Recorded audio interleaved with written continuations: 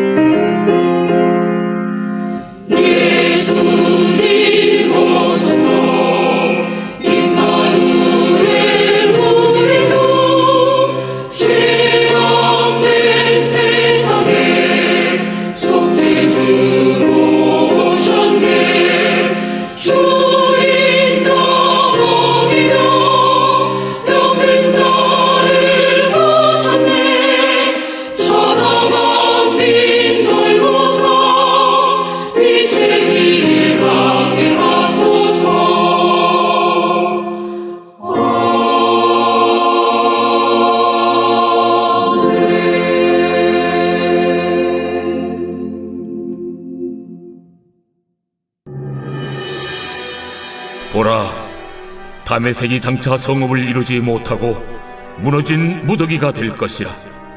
아로엘의 성읍들이 버림을 당하리니 양무리를 치는 곳이 되어 양이 눕되 놀라게 할 자가 없을 것이며, 에브라임의 요새와 다메섹 나라와 아람의 남은 자가 멸절하여 이스라엘 자손의 영광같이 되리라.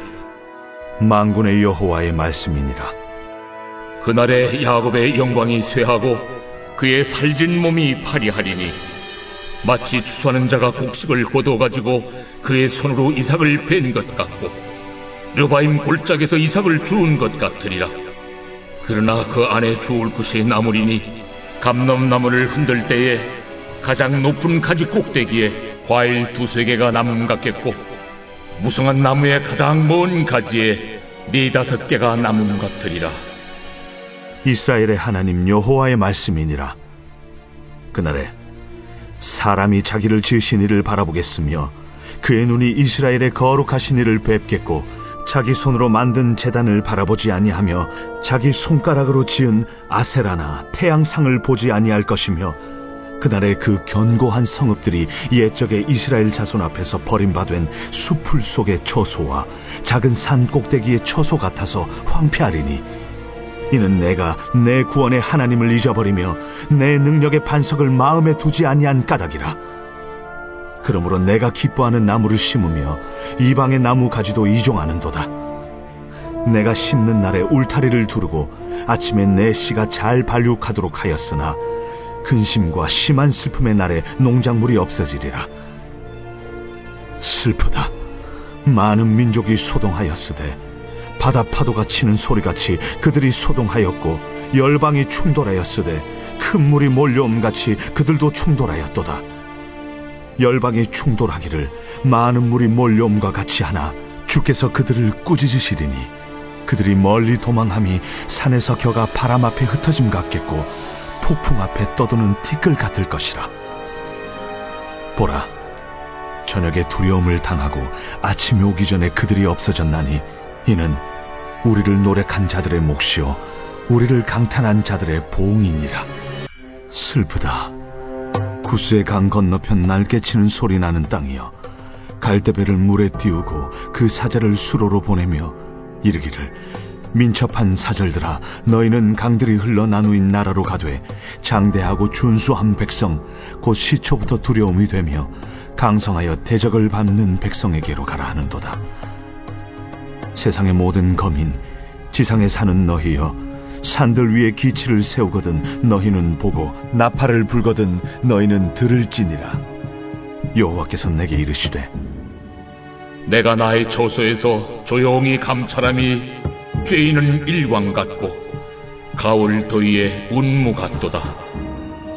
추수하기 전에 꽃이 떨어지고 포도가 맺혀 익어갈 때에 내가 낫으로 그 연한 가지를 베며 퍼진 가지를 찍어버려서 산의 독수리들과 땅의 들짐승들에게 던져주리니 산의 독수리들이 그것으로 여름을 지내며 땅의 들짐승들이 다 그것으로 겨울을 지내리라. 그때의 강들이 흘러 나누인 나라의 장대하고 준수한 백성 곧 시초부터 두려움이 되며 강성하여 대적을 밟는 백성이 만군의 여호와께 드릴 예물을 가지고 만군의 여호와의 이름을 두신 곳 시온산에 이르리라.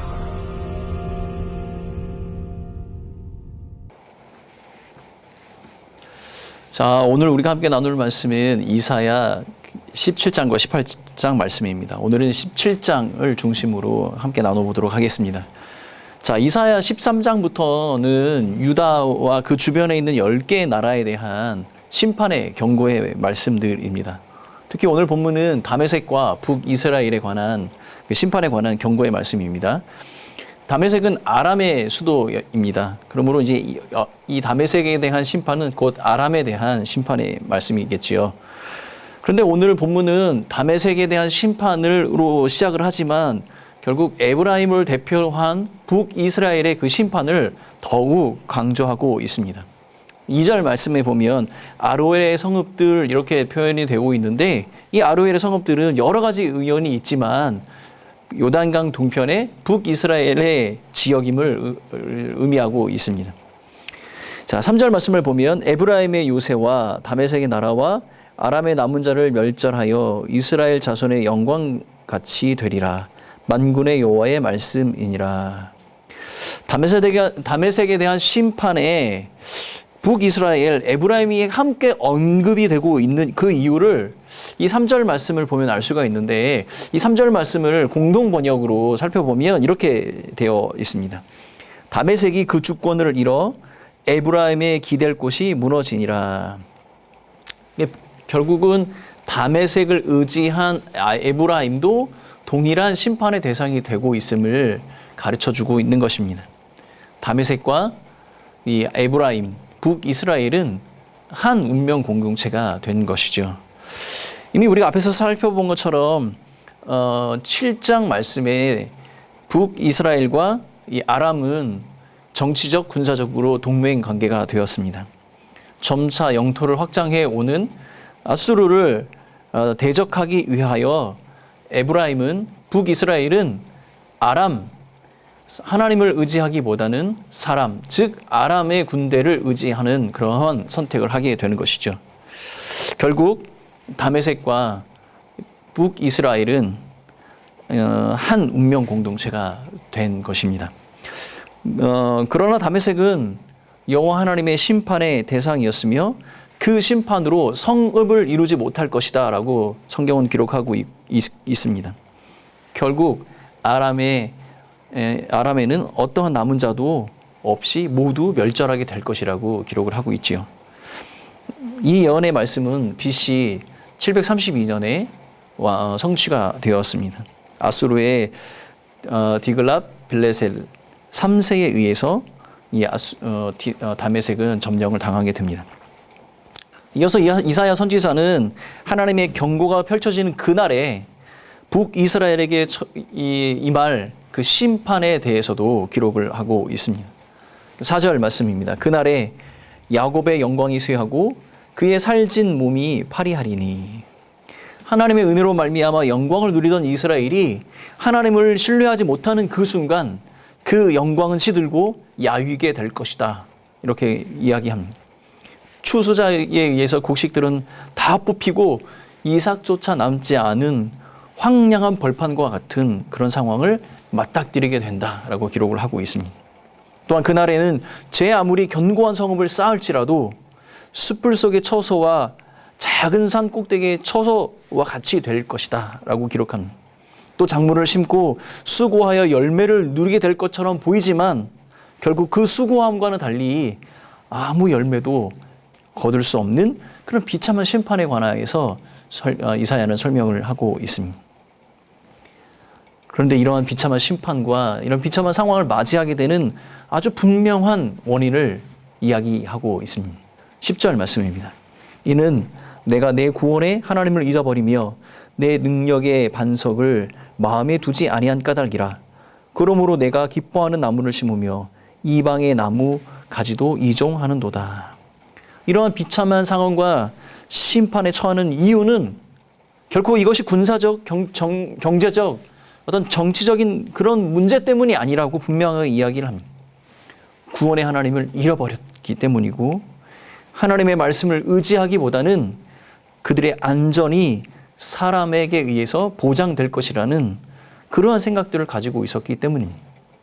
그래서 이방의 사람들을 의지하고 이방의 사람들이 섬기던 우상의 신들을 그들의 마음속에 받아들였기 때문이라고 이사야는 기록을 하고 있습니다. 노예 신분이었던 이스라엘 백성들이 출애굽을 통해서 자유를 얻게 되고 거처할 곳, 머물 곳이 없었던 그들에게 하나님께서는 그들에게 예배한 땅을 허락해 주셨습니다. 이 모든 과정이 하나님의 은혜 가운데 이루어진 것이죠. 그런데 사람들 속에 내가 누렸던 그런 은혜보다 그 현실에 바닥 부딪히는 이 안전의 문제, 이 현실에 내가 당하고 있는 그 위협, 그 은혜와 위협이 부딪혔을 때 그들 마음속에는 하나님이 존재하지 않았던 것 같습니다. 내가 기뻐하는 나무를 심으며 이방의 나무 가지도 이종하는도다 라고 기록합니다. 인생 문제로 하나님을 점차 잊혀가고 제 마음대로 사람들을 신뢰하게 되었습니다. 사람들을 신뢰한다는 이야기는 그들이 생각하고 있는 가치, 그들이 믿고 있는 신, 이방의 우상들을 받아들이게 된다는 것이죠. 그러므로 하나님께서는 이 이방의 우상을 섬기는 이방의 나라, 그 열방에도 심판의 메시지를 선포하십니다. 13절 말씀입니다. 열방이 충돌하기를 많은 물이 몰려옴같이 하나 주께서 그들을 꾸짖으시리니 그들이 멀리 도망함이 산에서 겨가 바람 앞에 흩어짐 같겠고 폭풍 앞에 떠도는 티끌 같을 것이라. 열방은 파도 소리처럼 하나님의 약속의 땅을 향하여 삽시간에 무섭게 몰려와 충돌하게 될 것이다. 그러나 그들이 하나님의 대적함으로 얻게 될 것은 하나님께서 그들을 꾸짖으시며 그들을 심판할 것이라 라고 이사야는 이야기하고 있습니다. 그러므로 그들은 바람 앞에 겨가 흩어지는 것 같고 폭풍 앞에 떠드는 티끌과 같이 될 것이라고 이야기를 하고 있습니다. 하나님의 은혜를 잃어버리고 사람을 향해 달려갔던 이스라엘도 또한 그들이 신뢰하였던 다메섹도 여지없이 하나님의 심판의 대상이 되며 멸망을 당하게 될 것입니다. 그러나 하나님의 백성, 이 북이스라엘에게는 다메섹과 똑같지 않을 것이라고 이야기를 합니다. 그 심판 가운데 다시 시작하는 회복의 은혜를 경험하게 될 것입니다. 6절 말씀입니다. 그러나 그 안에 죽을 것이 남으리니 감람나무를 흔들 때에 가장 높은 가지 꼭대기에 과일 2-3개가 남 같겠고 무성한 나무에 가장 먼 가지에 4-5개가 남음 같으리니 이스라엘의 하나님 여호와의 말씀이니라. 다메섹을 향한 심판의 예언에는 그 땅에 남는 자가 모두 멸절할 것이라고 선포하셨습니다. 그러나 그와 달리 북이스라엘은 가장 높은 가지 꼭대기에 과일 2-3개, 무성한 나무의 가장 먼 가지에 4-5개, 이 비유를 통하여 미비하지만 남는 자들이 존재할 것이고 그들을 통하여 새로운 은혜가 시대가 회복될 것을 예고하고 계신 것입니다. 심판의 그날에 대한 경고는 멸망입니다. 그러나 여호와의 백성에게 그날은 남겨진 자들을 통해 새로운 회복, 은혜의 시작이 되는 것입니다. 결국 그날에 사람들은 자기 손으로 만든 우상과 그 제단을 의지하지 않고 오히려 자신을 만드신 이스라엘의 여호와 하나님 앞으로 돌아가게 된다는 말씀입니다. 사랑하는 성도 여러분, 이 아침에 왜 북이스라엘은 다메섹과 함께 심판의 경고를 받게 됐는가 한번 생각해 보아야 하겠습니다. 그들은 안전이라는 인생의 문제, 이 불안을 해결하기 위해 사람을 의지했습니다. 그러나 결국 완전하지만 우리 눈에 보이지 않는 하나님의 구원의 손길을 잃어버리게 되었던 것이죠. 여러분, 우리의 신앙의 진가는 위기의 순간에 찾아오는 것입니다. 믿을 수 없는 그 순간 고백하는 그 신앙이 존귀한 신앙인 것이죠. 여호와께서 약속하신 언약을 붙들기 위해 나를 내려놓고 포기한 삶을 살아본 사람이 결국 환난과 고난 가운데 멸망당하지 않고 다시 우리를 회복시키시는 그 하나님의 은혜를 경험하게 되는 것입니다. 사랑하는 성도 여러분, 기억하십시오. 성도는 결코 환난과 고난 때문에 죽지 않습니다. 오직 예수 그리스도와 함께 죽는 것입니다. 또한 그와 함께 다시 사는 것이죠. 우리가 사는 것은 오직 은혜뿐임을 고백하는 여러분들이 되시기를 간절히 바라겠습니다. 이 아침에 임마누엘 하시는 우리 하나님과 동행하시며 하나님의 영광 나라를 위해 기쁨과 감사한 마음으로 순례의 길을 걸어가시는 성도의 삶을 살기를 간절히 축원합니다. 함께 기도하겠습니다. 사랑하는 하나님 아버지, 우리의 인생은 연약하여서 우리 앞에 닥친 여러 가지 어려움과 고난 가운데 우리는 어떻게 이 고난과 어려움들을 헤쳐나갈 수 있을까 스스로 생각하게 됩니다. 그러나 하나님, 우리의 구원은 하나님의 손에 있으며 그가 우리의 참된 구원자이심을 기억하며 믿음의 길을 걸어가는 우리 모두가 되게 하여 주옵소서. 이 아침에도 성령께서 동행하여 주셔서 우리 사랑하는 성도들의 기도에 응답하시며 그 하나님께서 베푸신 그 구원의 기쁨을 마음껏 누리는 오늘 한 날 될 수 있도록 축복하여 주옵소서. 이 모든 말씀 예수님의 이름으로 기도하오며 지금은 우리의 참된 구원의 약속이 되신 예수 그리스도의 크신 은혜와 하나님 아버지의 사랑하심과 성령 하나님의 위로하심고 교통하심이 이 자리에 머리 숙인 온 성도들과 교회 공동체 위에 영원히 함께 있을지어다. 아멘.